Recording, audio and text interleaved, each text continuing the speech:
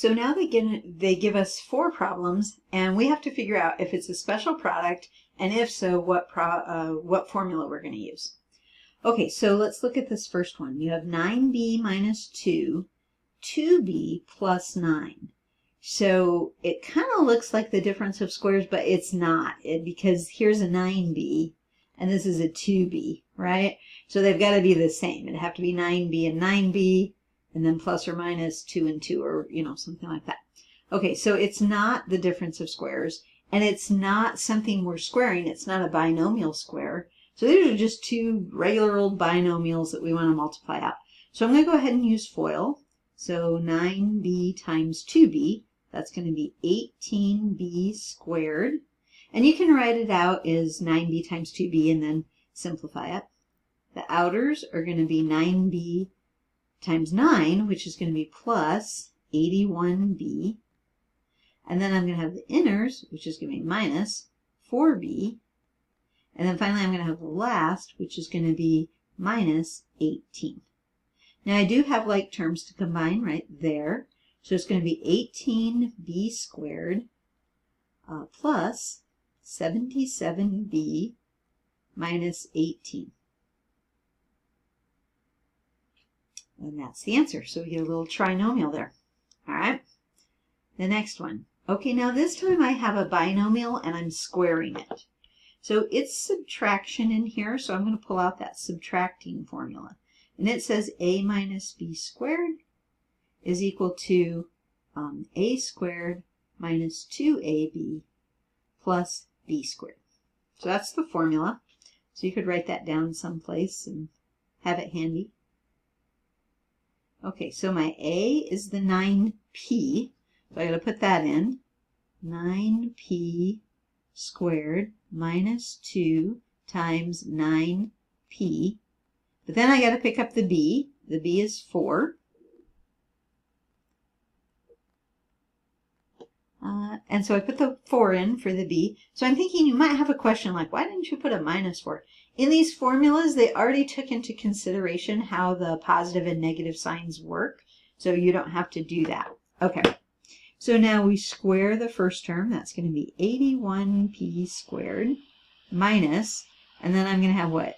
8 times 9, 72p plus 16. And that one's done. You could write it out with more steps, or you could FOIL it. Or, there's other ways to do it, but I'm trying to show you how to use the formula. Okay, so this one is also a binomial square, but it's the other formula because it's got addition here. So we're going to write the formula. A plus b is equal to a squared plus 2ab plus b squared. And if you keep writing these formulas, you'll have them memorized before you know it. 7y plus 1. Whoops, I forgot the little 2 out there. I hope I didn't do that on the last problem. Let me see. I forgot the little 2 right there. Okay, it's in there now. 7y plus 1 squared. Okay, so what's a? A is the 7y. So I've got to take the 7y and I've got to square it. Plus 2, that 2 is always in there. It's part of the formula. 2 times 7y. So there's the a going in right there. All right, now the b. The b is just a 1. Now I say it's just a 1. We still have to use it. So, and I'll show you what I mean. Okay, so the first part, 7y squared, you're going to get 49y squared. Plus, this is going to be 14y. Now you notice that the 1 is the multiplicative identity, so it doesn't really affect that multiplication. But the 1 on the back part here, we need that 1. So you can't leave that 1, that plus 1, you can't leave that off. That would be a different expression. Okay, so we need the plus 1. Not the plus 1. Okay, so that's the answer. The last one. So you got 4r minus 3, 4r plus 3. That's the difference of squares. So we've got that a,